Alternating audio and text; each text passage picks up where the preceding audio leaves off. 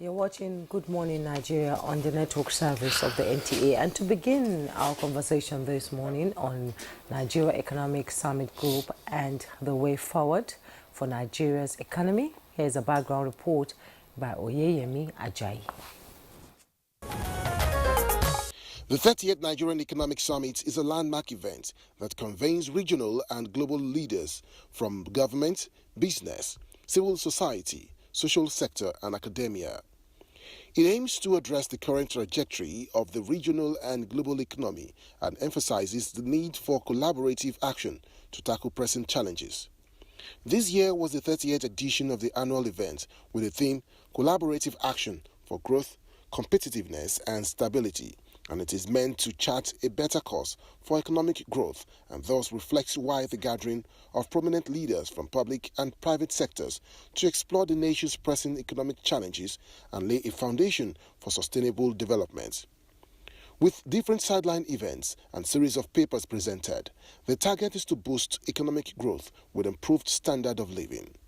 In his speech, the Nigerian President Bola Ahmed Tinubu, represented by his vice, Kashim Shettima, extolled the need to prioritize economic diversification, emphasizing that his administration, through the Renewed Hope agenda, has embarked on bold and courageous reforms designed to create an environment that fosters sustainable economic growth and shared responsibility. Citing that the focus is on sectors that can offer inclusive and sustainable growth, such as agriculture, manufacturing and digital economy. On his part, the Minister of Finance and Coordinating Minister of the Economy, Wale Edun, presented a roadmap towards ensuring Nigeria's macroeconomic stability and growth under the present administration. Now, as much as a lot were talked about, many anxiously wonder if things discussed will be actually effected towards a better nation. Also, will this chart a better way forward for Nigeria's economic growth and prosperity? Our guest already seated in the studio will be answering these questions and more shortly. You're welcome back. Thank you, Oyeyemi Ajayi, for that background report. And we already have in our studio our guest that will be discussing the 30th Economic Summit, Way Forward for Nigeria's Economy. First, let me just introduce Yushau Aliyu, an economist. Yushau, you're welcome, as usual. Thank you. Good morning, Nigeria. Good morning. Thank you. Also is Dr. Emeka Okengu, a development economist. Good morning, Nigerians. Good to have you again. Pleasure to be Good here. to have you. All have regulars in the studio today. And yes, we have another guest who will be joining us when the Zoom network, much later when the Zoom network improves. So let's just start with this question. What can you tell us about this summit group? Well, like the intro had said, it's a group of interested parties, if you may, okay, parties of interest, as they say, that come together to evaluate, review, profile advisories. Okay, it's not a constitutional body, as it were, but somehow, because of the kind of caliber of people that attend or participate, some key policy issues or pronouncements are usually made and discussed. And so from time to time, these advisories are also published. They evaluate from their own perspective, the state of the Nigerian economy, what they think should happen, how they think is happening, the fault lines, the red lines, and then, the way going forward. But you've been a member of this summit, and from your experience, what would you say are the takeaways actually from that summit and the impact on Nigeria's economic growth? Well, you see, has there been any impact at all? It's very important that in discussing the Nigerian economic growth, you disaggregate, the components. If you don't do that disaggregation, if you take them under one fair swoop, you might mistake it. And for me, I'd like us to look at it from maybe four broad angles. Okay, what you call the public, which everybody, governance. What you call the private, what you call the informal, and what you call the underground. Okay, to very large extent, the informal you can see. But the underground is where you don't even see anybody at all. And this is where you have what they call the real sector. Okay? And unfortunately, this is where the bulk of Nigerians are. Right? But because we've not been able to build what you call reliable, usable statistics, okay, of life and death, birth and death of Nigerians, it becomes very difficult for you to now do a holistic, one-off interpretation of the state of the Nigerian economy. Do you understand what I'm saying now? So because this is where you now begin to now list some people as masses of Nigeria. And it's one word I think is an aberration in the 21st century, that you call anybody a mass. Masses. But the citizens, for you to be a citizen, the difference is identification. Why that word masses is used is that it's a mass of people, faceless as it were. But the moment it comes to citizenry, and this is why a lot of our social programs, are having challenges. The government recognizes that you have millions of people, that are needing help and intervention. And then you have only capacity and ability to be able to maybe reach 10,000 people.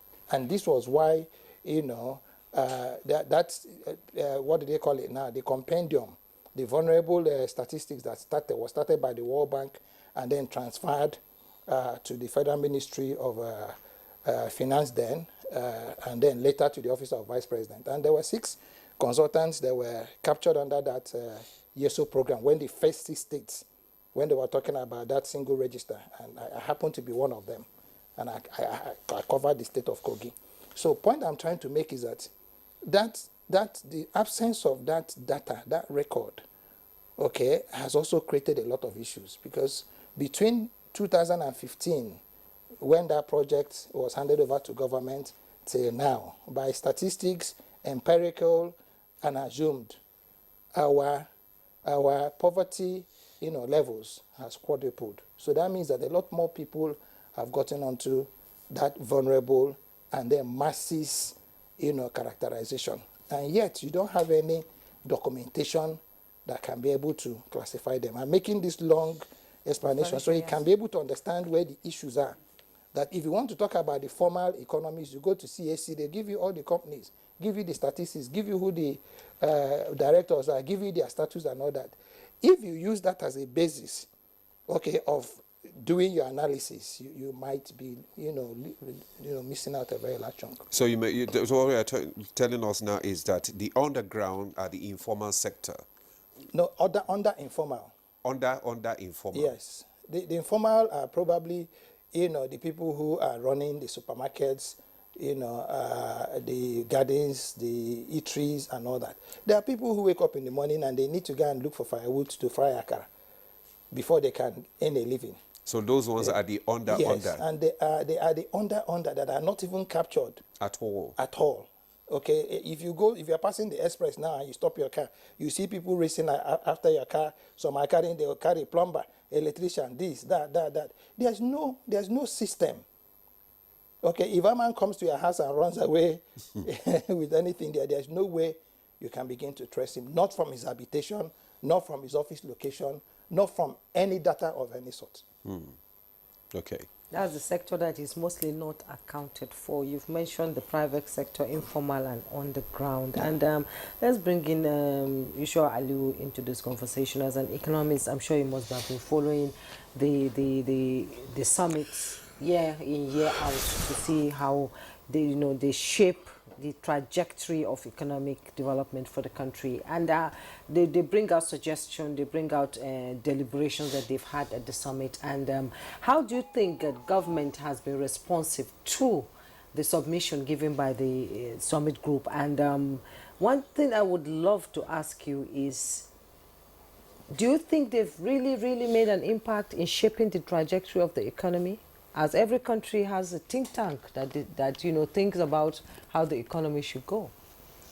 I think one thing that has to be clear in the first instance is to understand the nature and the complex activities of economic groupings, including Summit Group is one. There is Nigerian Economic Society too. I have been following them, and when you take the output from these conferences and summit, you understand that each and every summit group is presenting its own perspective to the economic prospect of Nigerian economy. If we take that at a yardstick, then you understand that the summit group is very, very strategic from inception to present, but unfortunately, some of the dreams that has been projected is not coming to fruition for many reasons. One is that from the outcome, it's a group of experts from the public, private, discussing how the trajectory of our growth rate is going to behave, and what is necessary for the economy, and whether the economy is healthy as at present or not. And if it is healthy, right perspectives are also identified. But in my own opinion, based on what transpired from the different summits as conducted, is that we don't take deep insight into the economic environment itself, because there are macroeconomic aggregates that are very necessary. These macroeconomic aggregates are easily identified. From the summit, there was no much discussion on the effect of inflation to purchasing power of consumers in that same economy, and it has not also relayed more emphasis as why there is high unemployment, which is rampant in the economy. But the summit was able to look at the target growth based on government policy. So for you to put an economy to a right shape, remember the missing link in all our analysis is collective prosperity. Why is it missing? It is missing because interest of business community is being discussed, interest of government policies is being discussed, but unfortunately, interest of the key stakeholders in the economy is not considered. And that is why I said from the outcome of the summit, you realize that some of the economic disturbances which is affecting growth is not clearly discussed, because once you now bring experts within the public's realms, and your vice president was there, and if we bring also expert professionals from the professional background, the World Bank was there, and if you take a look now, who is representing the informal sector, particularly, I am expected to see the trade union being represented in the summit group. I'm expecting the clerics and also who are very influential as far as determining how environment can be more peaceful is attended. And it is not also clearly spelled out how political parties must also be stakeholders, because in a democratic settings, you look at certain parameters of leadership. These parameters of leadership must include political structures. And if you are discussing economy, because by nature of all political parties arrangement, you have to present your economic manifesto for you to campaign for offices. If we begin to use this avenue to project, what do you have? How do you understand the economy? Did you even understand the tension and pressures in the economy? These are things that must be discussed. Economies of third world nation or emerging economies require this summit group.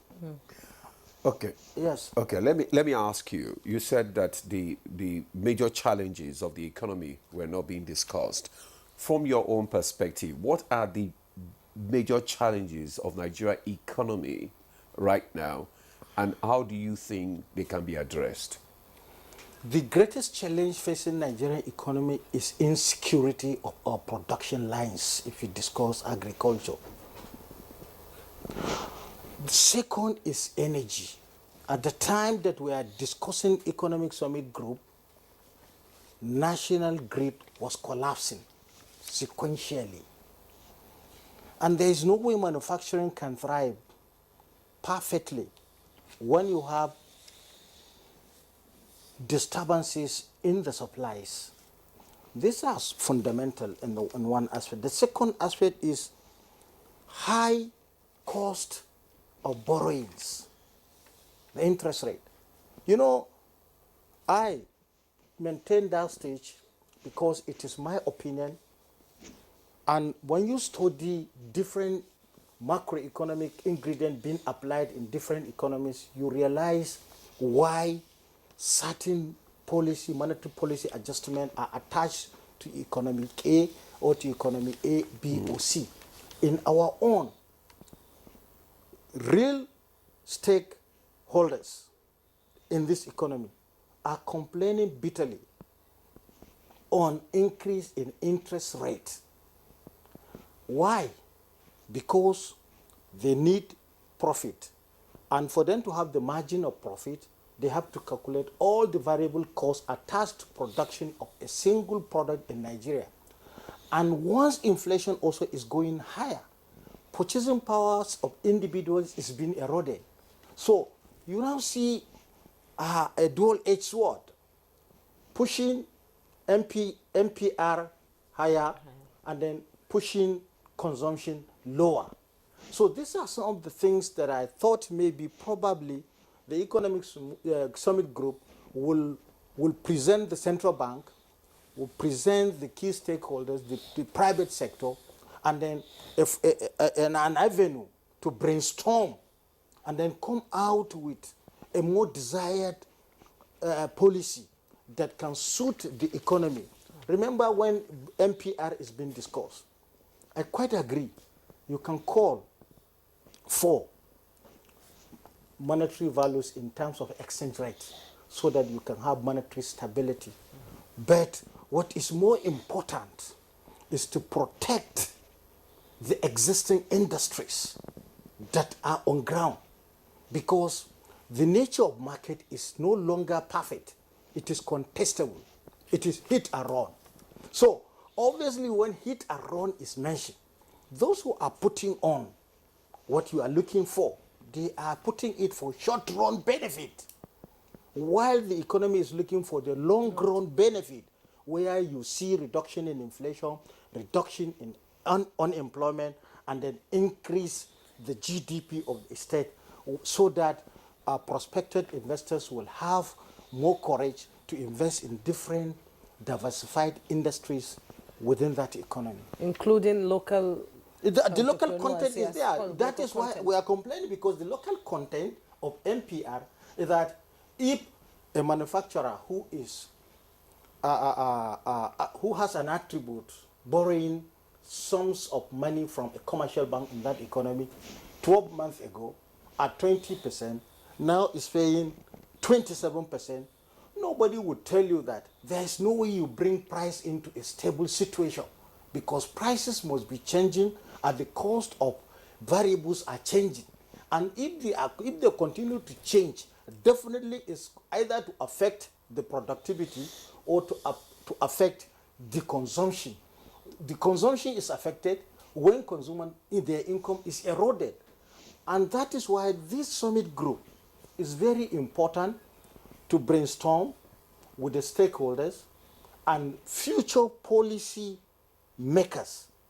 Some of us monitor them very effectively to a situation where we understand who are the participants and what is the outcome of what is being discussed in that parameter. And not only from that level, what level of inclusion does government give to that particular outcome?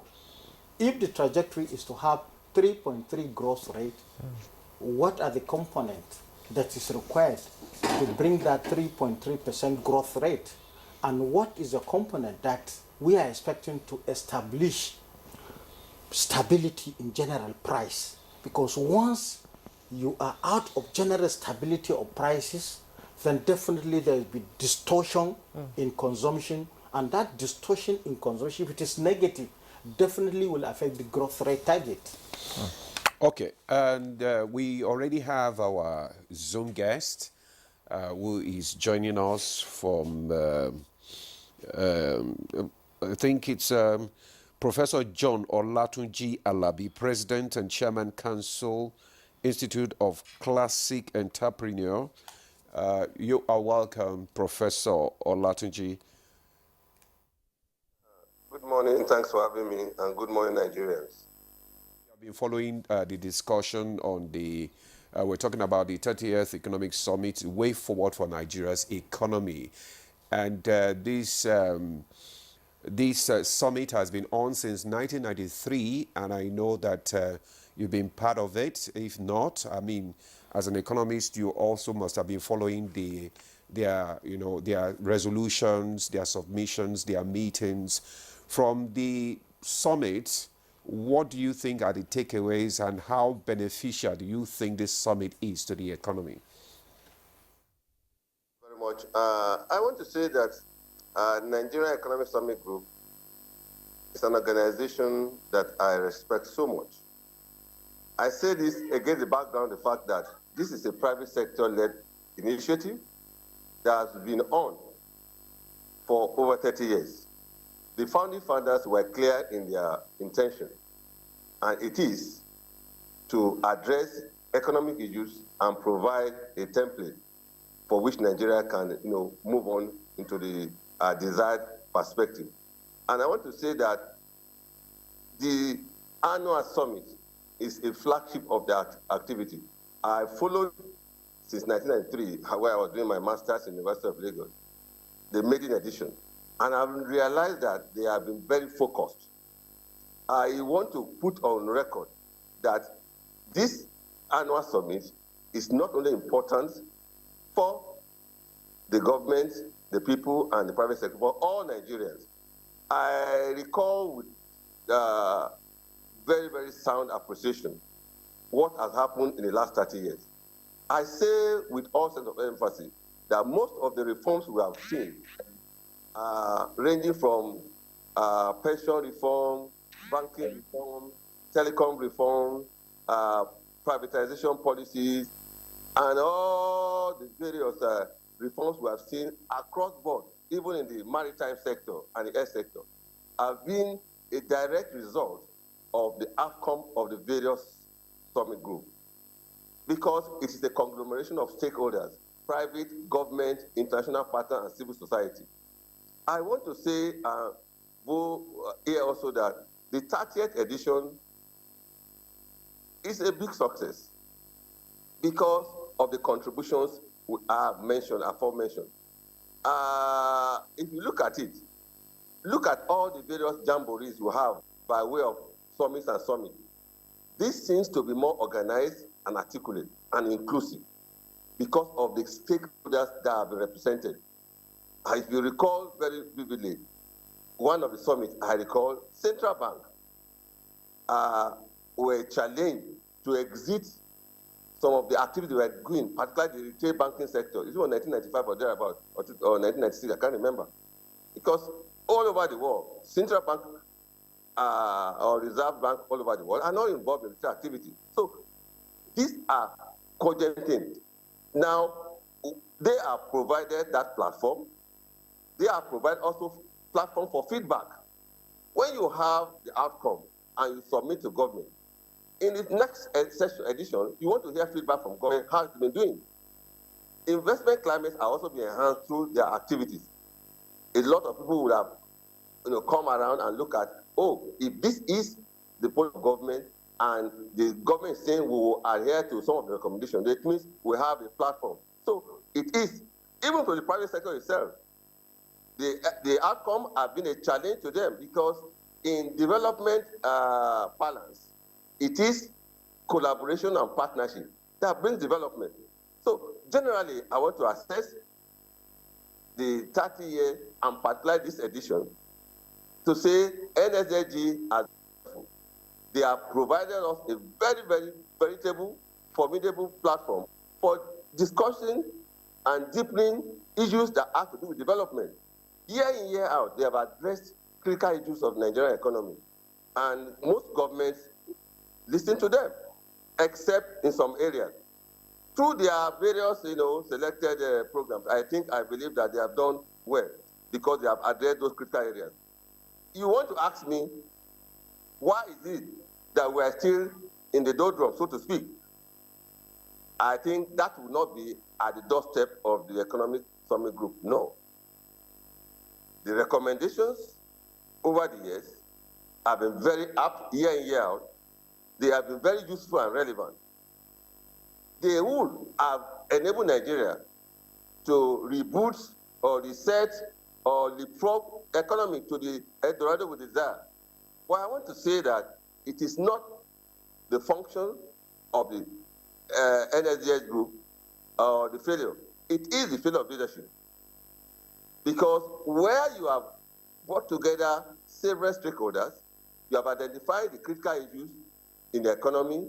If it's poverty, you have dissected and identified who does what, when, and how, and you provided the parameters for such implementation. And you have provided even your experts' ideas, and you are ready to see the government do the same. If government is lethargic, if government is not coming forth to fully implement such, then the blame is not on the SGS group.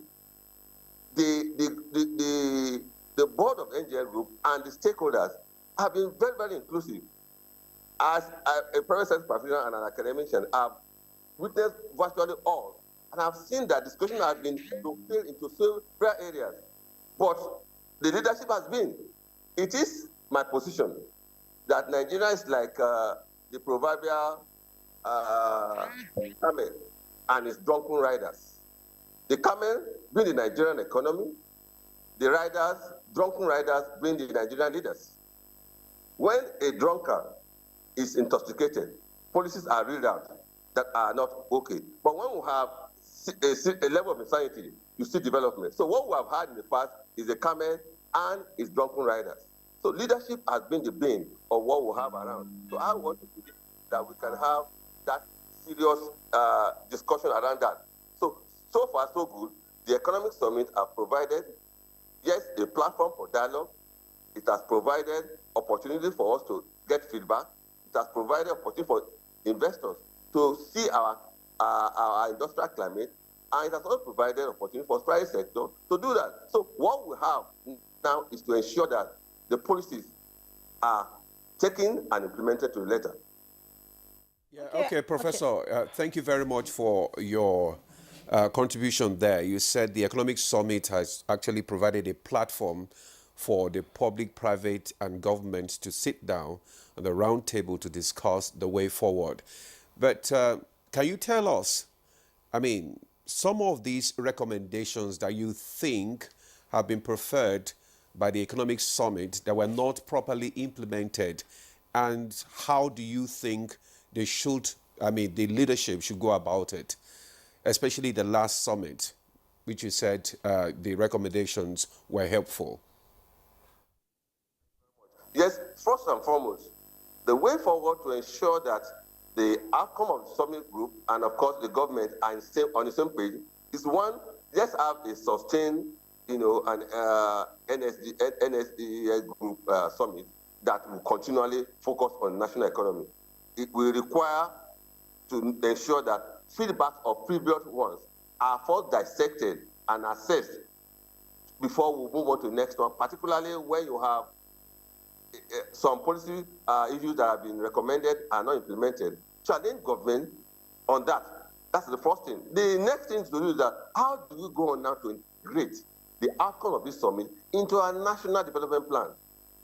All I see most of the time is that the president or representative will come and say, all your recommendations shall be taken and we are all in it together. That is not enough. I want a situation where there will be either a National Assembly resolution or the Federal Executive Council will invite the NSJ group to present and integrate that into the National Development Plan and programs of government. That is more pragmatic, that's more strategic to do than just issuing a policy statement that, oh, we will take it and see that done, which is very, very important. Again, for the reforms, I think it is important for us to know that the reforms are good. As government says, oh, we are on the same page. I just listened to the president's address and said, oh, we need to get all what we require. In the words of President Tinubu, said, I think I heard it correctly, said, right policies, right partnership, and right commitment. Good. Right policies, right partnership, right. But on the flip side of it, for the NSGL group, we're saying our theme for this year is growth, competitiveness, and stability. Now, to marry these two together, therefore, it's important to sit at the table and say, what are those policies of government that will be necessary to ensure that the economy grows at the rate we want? Growth in terms of generation. I don't talk about GDP growth. My economics does not tell me that without employment. I want growth to employment. I want growth limited inflation. I want growth with inclusiveness. It's very important. Now, so we want to look at these policies of government, which of them will favor just GDP growth in terms of statistics and figures. But on the real sector dissection, what about inflation? What about employment? What about poverty? It's very important. For instance, now, the Renew Agenda talked about, growing the economy. But when you grow the economy and you are leaving carcasses behind, people are dying of hunger, or we have unemployment that is galloping, or inflation is spiral, then it is not growth. That is not growth in this sense. The issue of competitiveness, fine. Thank God we have been reclassified from stable to growing the economy by the recent IMF. I'm skeptical. Skeptical. Each time the IMF and World Bank institution gives up for your economy, you worry because there are local peculiarities that need to be taken care of. If you have 7% growth rate, for instance, and people are wallowing in unemployment, that will be crisis. And social crisis will reverse the growth we are talking about. So I'm saying it's important, therefore, to look at competitiveness in terms of what is happening in the economy. The issue of stability is very important. I say to you today, walk through the streets of Nigeria and pick any commodity in our 800 hour this morning. Go by 10 a.m. in 2 hours. You are not sure. What is the problem? It does appear to me, therefore, that we need to think global and act local. So these are the way forward. One, sustain the dialogue, sustain the partnership with the NSGL group, ensure also that whatever policy outcome comes are integrated into the national programs and development through either legislation or through federal government executive council resolution. Also important that reforms are domesticated and localized, such that all the Bretton Woods institutions recommending do this, good for you in the long run. But in the long run, we are all dead. So what happens in the short run? I'm looking for where entrepreneurs, young youths, the vulnerables are taken care of more holistically in the plans of things. Thumbs up for Economic Group. I want to say that is an organization I dove my heart for, and I love their outcomes. They have implementable strategies. I must say to you that people talk about they are elitist. They are not elitist. Most of the groups have breakout sessions. In breakout sessions, we have what to do, who does what, and you break it down into details. If government is interested, they can have a subcommittee of the think tank to come and tell them how to go about it. So we need to integrate it. And if we do it together, it will be a win-win. Right policies, very good. Right partnership, fantastic. Competitiveness, stability is good. But then we need to domesticate whatever it is we are doing. And Nigeria will be better for it. Renew hope. Hope should be renewed in real sense of it. Yes, indeed, Professor Alabi, I like your submission and the fact that you say we should think global and act local. That is a good one there. And, you know, talking about reforms, which in the president's speech at the summit, he said reforms are there to make a stable economy stay the way it is so that it can grow. We cannot de-emphasize the critical and pivotal role of the summit in facilitating discussions so that they can shape the economy. We'll pause you there and come back to you later. Let's bring in Dr. Ekwengo into the conversation. Nigerians are faced with the stark reality that is no longer business as usual. Reforms are being churned out left, right, and center by this government, and all they say is that they need to stabilize the economy. So the protections Nigerians used to have before, most Nigerians used to have before, subsidies, all of them are being technically and practically removed. The summit has projected 3.3% increase in economic growth in 2024 and 3.6% in 2025. But one thing that, you know, struck me was the comment of the World Bank Senior Vice President Indemit Gill, where he said that Nigerians will have to go through what we are going through now, that I keep telling myself, calm down, Jume, most of the time, for the next 10 to 15 years. And while I was watching it online, I could see the reactions of Nigerians saying, no, this can't go on for 10 to 15 years. So what's your view on that? You know, I belong to this professional body of economists, and it became a raging argument. Whereas some people thought it was a little callous of the World Bank, I was of the view that there was even a caveat to that statement. You know, they say you need to be, you know, you need to be very, very thorough. You need to be explicit. You need to focus. You need to keep the covenants, even for that length of time, for this to happen. Now, it does not necessarily mean that you're going to be throwing everybody into despondency. So let's look at what could be creating this despondency. Why is everybody feeling, you know, under this pressure? It is because you're paid a salary of 200,000, and then you get into a service station to go and get gas, and then you get 30 liters of gas and are drawing 40-something thousand out of that money. And then you start work on Friday or Monday. By Thursday, your car has gone into reserve. Now, what that means is that you are faced with this reality that the remaining 160-something thousand is going on fuel. If it's still there. If you need to go to work. Now, if you had a card, and this is why I think that one of the greatest challenges we have today that is actually now, you know, showcasing where these gaps are is our national transport infrastructure. If you had a transport system that could only allow you to do social visits with your car, the 30,000 you put into that vehicle could last you maybe for 4 or 5 weeks if you had access to city transport. Okay, if you could do park and ride. Okay, if you had trams, if you had buses, if you had trains. Now, and you had to only pay maybe 20,000 naira to get a travel card for 1 month. All right? So it is not all gloom. And remember again, I keep telling people that it's like us. There's a thin line between entitlement and rights. Okay? How thin is the line? It is so thin that we'll consider it sacrilegious for you, Demole, to ask your child who you trained through school, who has gotten a job, to contribute, you know, to the upkeep of a house. His mother will call the village on you. Okay? Everybody declares you a very wicked person.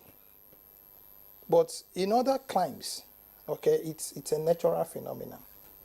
It's also even cruel for Ademola, you know, who, for the emphasis I want to make, is a level 14 officer, married to a level 16 officer, and he says to Madam Parents, I'm your wife. That is where that thin line between that entitlement and right actually comes. Now, the reality on ground is that, yes, these are very tough decisions that's affecting everybody. Okay, but it's also now probably creating some sense of discipline, if you may, Okay, so however it is you want to look at it, some people will look at it as, oh, this is the end of the world. Some other persons also say, okay, my back is against the wall. I'm not going to enter into this wall. Let me begin to push back. And what can I do to push back? So 15 years, if it takes us that, this is not the first time this 15 years has occurred. I remember in the days of Jonathan when he also publicly said, if I don't remove fuel subsidy, my government is going to collapse. The country will run into ruin.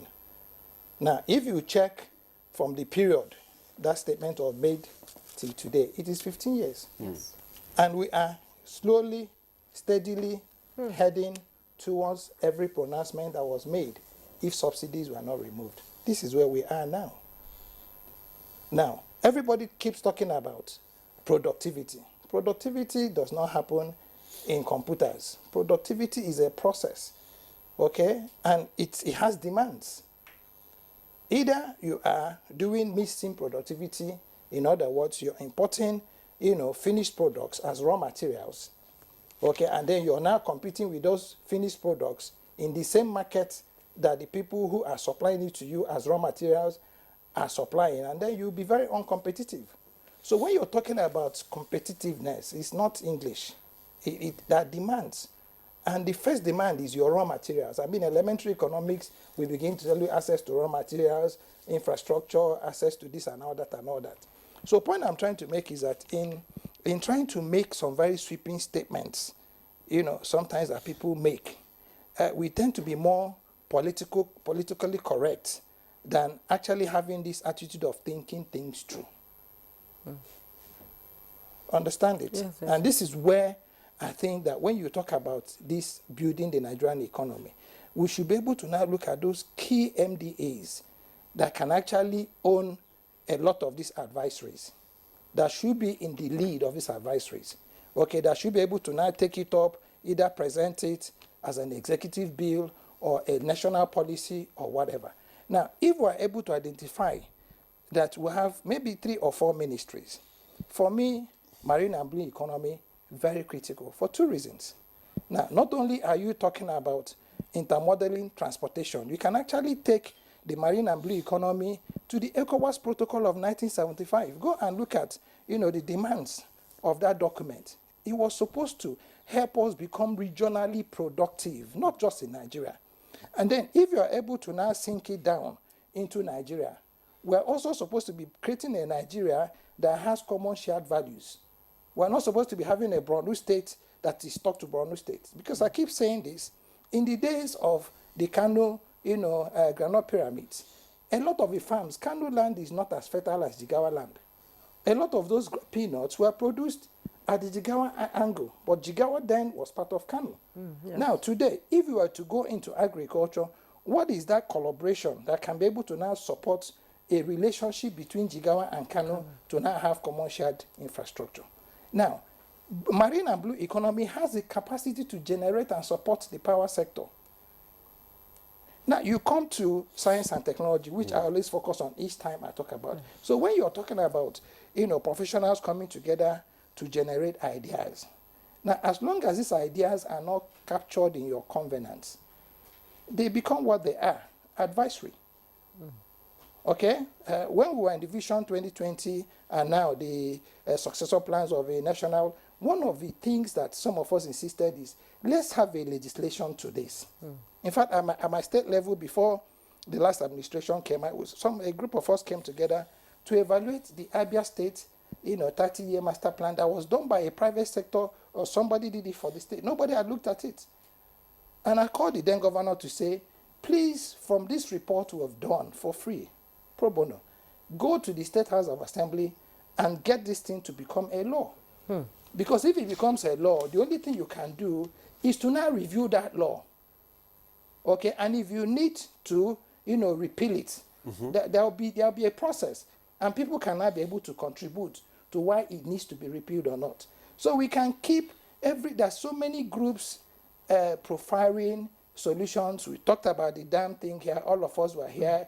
We extensively dealt with what could happen with water spill. Then we talked about what could happen with flooding. These are all, solutions. And then you come to Ministry of Agriculture. and food security. So in this administration trying to couch what it is they want to do, I think I see some sense, I see some direction, clear direction. They changed the name of Ministry of Science and Tech and put innovation first. And innovation is where the challenge, the key is. If you're talking about energy sufficiency, okay, now this is where innovation comes in. There are new protocols that we can be able to, begin to look at. So the point I'm trying to make is, you cannot be looking at the Nigerian economy from the perspective of economists. Okay, you must be looking at the Nigerian economy from the perspective of productivity and productiveness.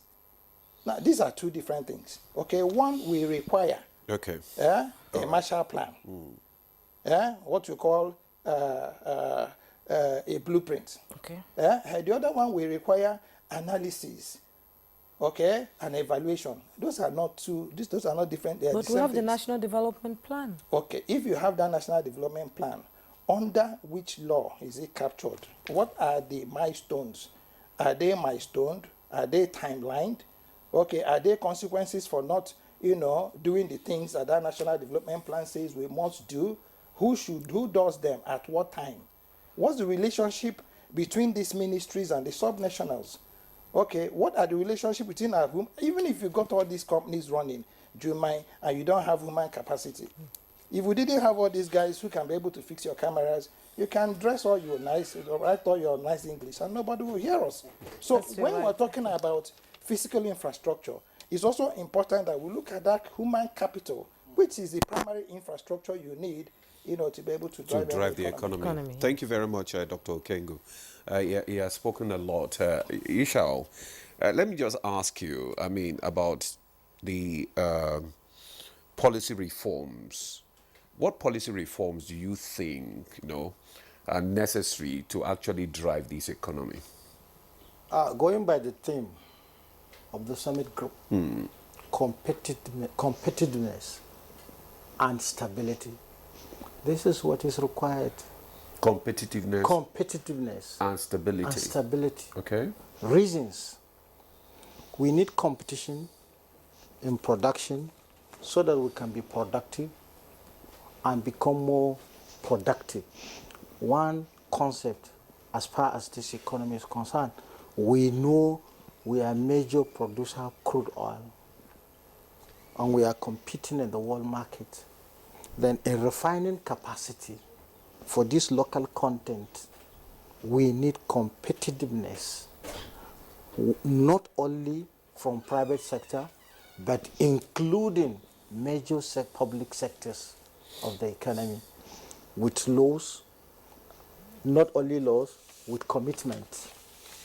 Professor has highlighted issues of commitment, but if we are to make competitiveness efficient in Nigerian economy via stability in general pricing, in PMS, premium motor spirit production, that is the first flash of contact.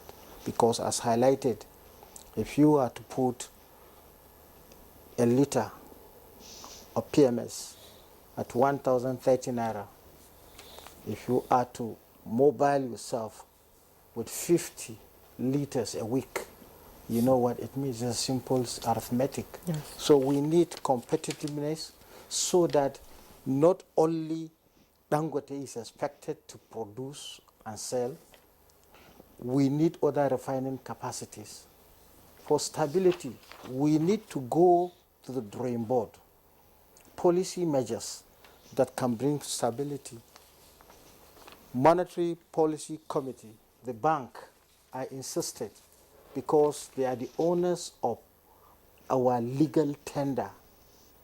But it was highlighted by the World Bank that it is one of the unproductive currency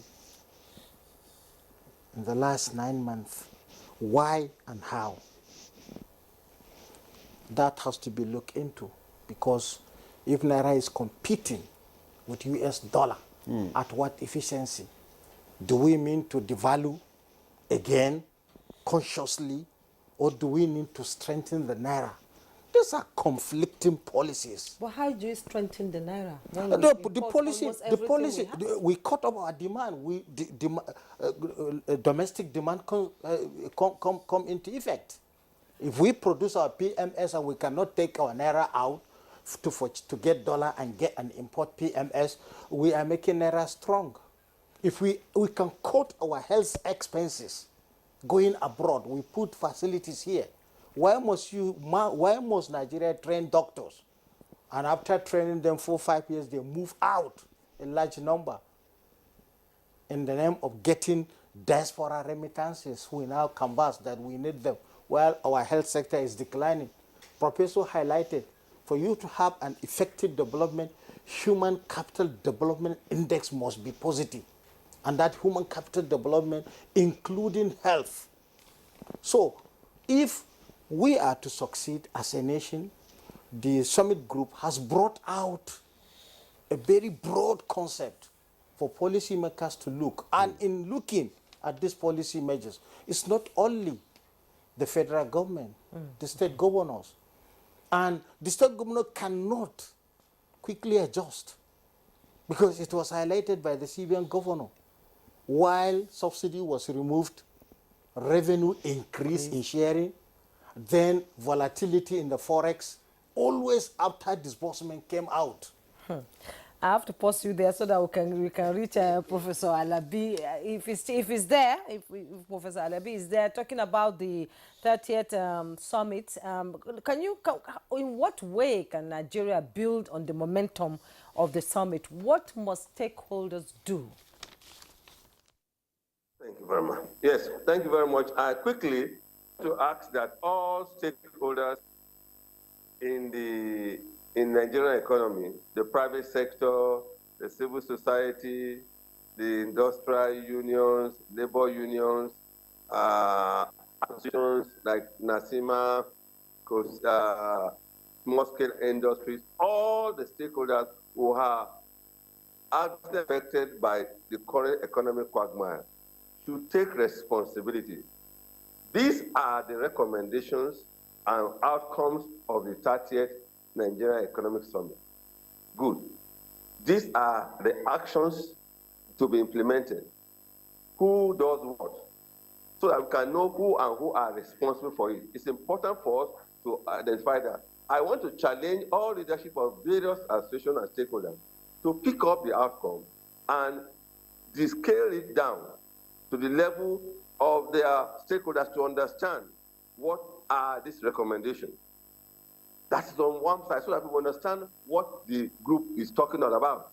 Number two is for all the stakeholders to also take the government, make government accountable. Government has given a statement by the president that whatever it is that comes out of it will be implemented for the betterment of Nigerian economy. Therefore, we should hold government responsible to set up implementation think tank. It is one thing to have resolutions and outcomes. It's another thing to have implementable strategies that will work. So government should create that committee or think tank of all stakeholders who will now look at these are the recommendations, how do we imbibe it? Remember I said when I started, there is need to integrate whatever are the pro-people, pro-poor outcomes of this summit into national development programs and agenda. So it's important for God to say, these are what we have, these are what we do. Number three is that issue of reform. It is, my advice to all is simple. Reform have come to stay. No two ways about it. You postpone the dream day, you will do reform one day. But one thing I want to say about, whereas the preponderance of Nigerians are going through the hardship and they are taking it as it were, leadership should also show by example in their conduct and their lifestyle and their earnings that we are all in it together. That I cannot afford. You are struggling to pay 70,000 minimum wage for a graduate, and someone somewhere is netting up 14 million naira per month because it's a political whatever it is. It is not right. Our lifestyle must reflect what we are preaching. It's also important for me to advise government at this level that the national and subnational government should sit down together and walk their talk. And for any policy you are churning out, it is important to think through. I submit, that is my personal opinion, and of course, so many people will share that thought too, that in as much as we love the reform that's going on, particularly in the downstream sector and the foreign exchange market, I want to believe that we did not do due diligence. Mr. President announced removal on the very first day he took over. I was of opinion that he had a game plan, a strategic plan to douse their effect. But I want to say to you that what we have been seeing is program and policy somersault as well. You announce this, you change it. You announce it, you change it. It is not the way to go. Let's think through government policy at national and subnational level and ensure that each time we're doling out reform that will have consequences on people's lives and livelihood, we have. Professor John Professor Olatunji Alabi, Alabi. thank you so much for your contribution there. You have raised a lot of issues that our lifestyle must reflect what we say, and the government should come up with implementation think tanks. So thank you so much for your contribution this morning. Professor John Olatunji Alabi is the president and chairman of Council Institute of Classic Entrepreneurship. And also back to our studio. Unfortunately, we cannot go on with this discussion because we have another topic coming up immediately after the break. So let me just thank Dr. Emeka Okengo, a development economist analyst. Thank you so much for coming on Good Morning Nigeria. It's a pleasure to be here. Okay, Yusa Aliu, an economist. We want to thank you once again for coming on Good Morning Nigeria. Thank you very much. Well, we'll take a break now, and when we come back, we have our second topic, which is on African Biblical Leadership Initiative 2024. Stay with us.